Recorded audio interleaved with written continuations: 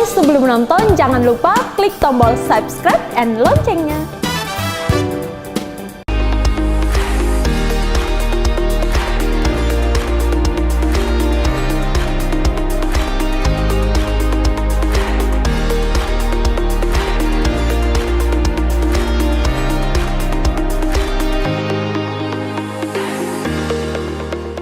Sahabat Eljon, masih dalam acara Indonesia Business Forum, tentunya masih bersama saya Bagas, dan kita masih terhubung dengan Bapak Benny Cuaca, yang merupakan Direktur Eljon Academy Divisi Productivity and Performance Mentoring.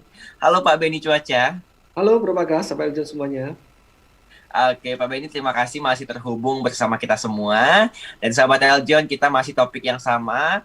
Tadi sebelumnya Pak Benny juga sudah menyampaikan sedikit mengenai sales call activity ya Pak ya, yaitu kita tadi menentukan potensial demand marketnya dulu ya Pak Benny, tahu segmentasinya dulu. Betul bro. Nah di segmen kedua kali ini kita akan membahas mengenai potensial leads customer Pak Benny. Oke ya.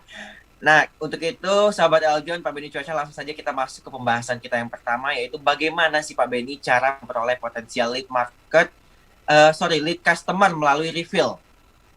Referral ya, melalui referral. Okay. Referral, Ya. Gimana Pak?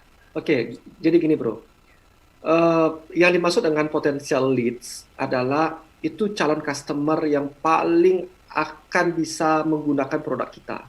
Potential leads itu adalah seperti tadi itu ya bro ya.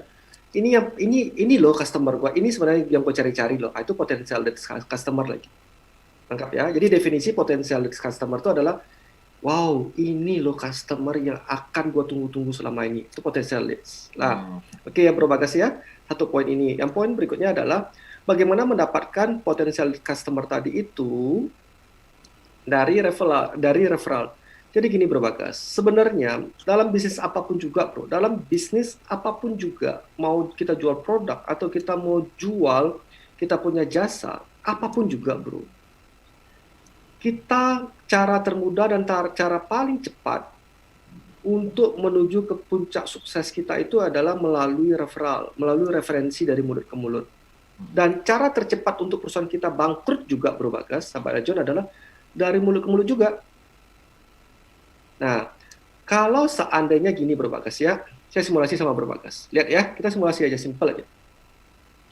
Bro Bagas membeli TV LED. Oke, mau beli TV LED Bro Bagas. Oke ya. Harga TV-nya di toko sebelah, di toko A itu harga TV-nya misalnya contoh semua sebut angka ya, 1.100.000. Oke Bro ya. Di tempat saya harga TV-nya mungkin 950.000. Di tempat saya 950.000, di tempat toko sebelah 1.100.000. Ini contoh, ya kan? Nah, tapi kalau di tempat saya Bro, pada saat TV Bro Bagas rusak atau mengalami kendala atau untuk mengklaim garansi segala macam tadi, after sales-nya itu sangat jelek sekali Bro. Bro Bagas nelpon pun saya akan datang 1 bulan kemudian. Itu pun dengan saya ngoceh-ngoceh. Nah, di toko sebelah dengan 1.150.000 tadi, Bro Bagas telepon pagi Bro Bagas telepon, siangnya langsung sudah datang. Siangnya datang dengan pelayanan yang sangat ramah, dengan meminta maaf, walaupun tadi disebabkan kesalahan bukan oleh pihak yang menjual, tapi oleh pihak Bro Bagas, mungkin ada salah pencet tombol, ya kan? Yang mana Bro Bagas pilih? 950.000 atau 1.100.000 atau 1.100.000? 1.100.000 Pak. Nah, berarti apa? Sama kayak juga tadi logistik tadi Bro, Oh oke, kita ngangkut barangnya dari titik A ke titik B ke titik C gitu, kita angkut barangnya. Tapi untuk setelah diangkut barang tadi itu, pada saat mau ditelepon, mau ditanyain misalnya, barangku sampai di mana ya? Mana gue tahu barangku sampai di mana? Nah, poin di sini itu adalah sebenarnya yang terpenting Bro, yang terpenting dalam proses mendapatkan referral itu adalah setelah menjual tadi Bro. Jadi setelah kita lakukan transaksi tadi, after sales tadi itu yang paling penting, dominan harus kuat Bro. Itu harus kuat kalau kita mau bicara mengenai referral. Contoh Bro Bagas ya, saya ambil lagi contoh berikutnya. Misal contoh di diri saya lah ya, lakukan proses mentoring atau konsultan misalnya. Bukan promosi diri Bro, contoh Sekarang Bro Bagas hanya mengambil misalnya accounting service ya. Accounting service. Harga di saya Bro, accounting service itu mungkin lebih mahal sedikit 20% dari konsultan sebelah. Lebih mahal 20%-nya. Tapi pada saat yang saya sajikan itu Bro, tidak hanya accounting-nya, tidak hanya laporan keuangannya. Saya tambahkan Bro, analisa-analisa, terus Bro bisa diskusi sama saya memberikan advice gitu loh. Nah, kira-kira Bro, kalau teman Bro Bagas mau mencari accounting service tadi, Bro Bagas akan referensi ke siapa? Yes. Lebih ke referensi ke Pak Benny ya Pak ya. Nah, jadi poinnya adalah kita harus bisa Bro, kita harus bisa melekatkan ke hati customer itu Bro. Kalau lu mau beli TV, lu beli deh ke toko A. Melekatkan itu loh Bro, itu dibutuhkan benar-benar ketulusan hati dalam melayani setelah menjual Bro.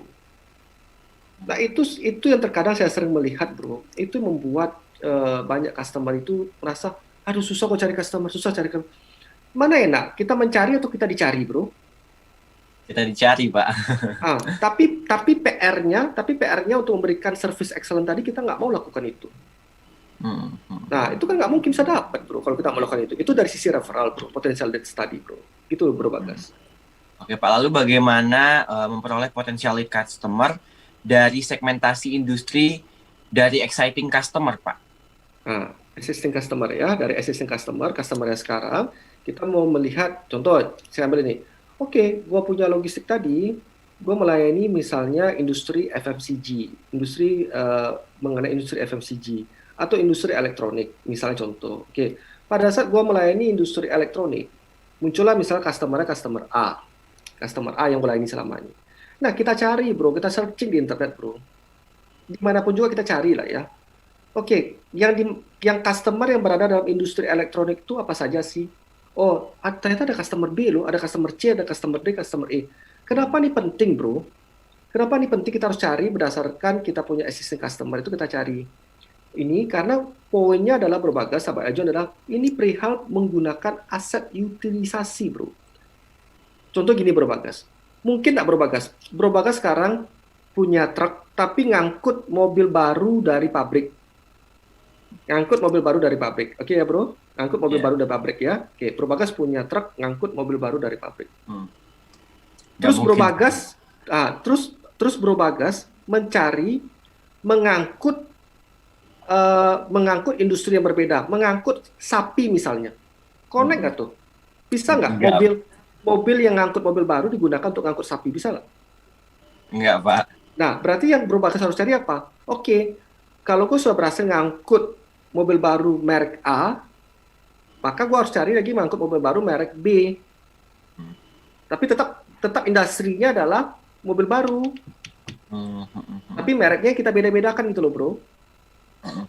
Nah, jadi paling penting itu adalah lihat dulu kita punya aset. Aset kita selama ini kuatnya ngangkut apa? Kuatnya misalnya ngangkut rokok misalnya. Kan rokok tuh kadang-kadang spesial perlakuannya Bro, treatmentnya tadi itu Bro, rokok. Ya sudah kita kuatkan di rokok aja, merek-merek rokok kita mainkan gitu loh Bro. Atau misal kita ngangkut ikan beku. Ya berarti kita harus cari lagi yang customer yang ada ikan bekunya. Jangan keluar dari rel itu. Kenapa? Karena ini berhubungan dengan aset utilisasi. Kalau kita keluar rel tadi, bisa nggak Bro Bagas angkut sapi? Bisa. Ya. Caranya apa? Sewa lagi mobil kan? Iya. Sewa lagi mobil. PR lagi ya Pak Benny. Nah, tapi apakah strength point-nya Bro Bagas itu memang angkut sapi? Enggak kan? Misalnya karena strength point Bro Bagas misalnya adalah ngangkut mobil baru. Ya. Jadi nggak bisa main-main pindah-pindah jalur kayak gitu loh Bro. Pindah-pindah jalur kayak gitu nggak bisa dulu. Untuk kita mau bicara kita punya aset utilisasi ya. Nah, Pak Benny, tapi banyak kok Pak Benny, banyak kok orang mendevelop bisnis orang ke bisnis yang benar-benar baru. Itu beda. Itu beda. Misalnya dia buka logistik, tiba-tiba dia buka restoran. Itu beda. Itu beda. Itu sudah beda langsung ke arah itu. Tapi yang tadi saya maksud tadi itu adalah ngangkut mobil baru, ternyata mau angkut sapi. Boleh nggak? Boleh. Kalau benar-benar Bro Bagas mau mendevelop bisnis itu dari nol. Tapi kalau sambil-sambilan nggak bisa, Bro. Kalau sambil-sambilan nggak bisa. Berarti harus satu rel ya, Pak ya? Bagusnya, Bro, saran saya, Bro Bagas, sahabat Ajon ya, pertajam saja kita punya strength point itu, Bro. Nggak usah terlalu banyak kita lihat ke kiri, lihat ke kanan, Bro. Pertajam satu, Bro. Jadi ibarat kayak gini lah. Pak Beni contohnya, pertajam aja. Pak Beni ngerti nggak di bidang lain? Ngerti. Ngerti nggak di bidang lain? Ngerti. Tapi pertajam aja. Pak Beni fokus di mana? Fokus di productivity dan performance, selesai. Jadi tumbuh itu bro, tumbuh itu harus mengakar sampai ngakar kita tuh paling kuat akar kita tuh bro. Jadi tumbuh tuh harus tumbuh ke bawah dulu bro, buat dulu akar yang paling kuat ke bawah, baru kita tumbuh ke atas bro. Punya pondasi yang kuat ya Pak Beni ya. Ya, jangan akarnya di mana-mana, akar serabut banyak akar tapi di mana-mana di lapisan tanah yang paling atas, sehingga pada saat datang angin roboh semua.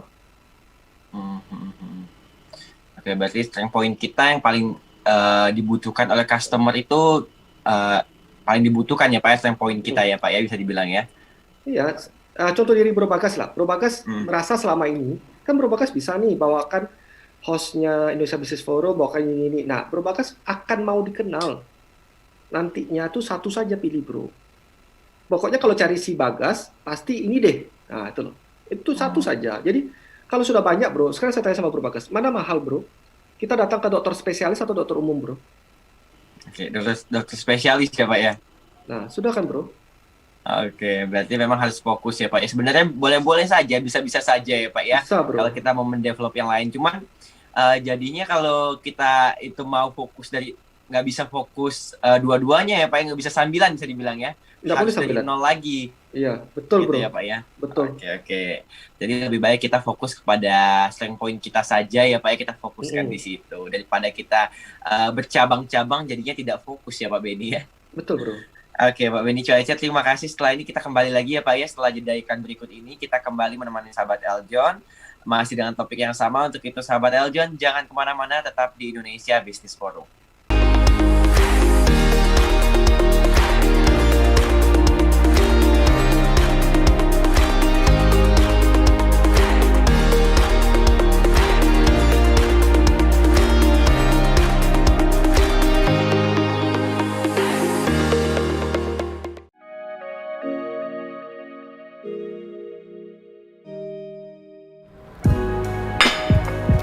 Hai, sudah nonton ya?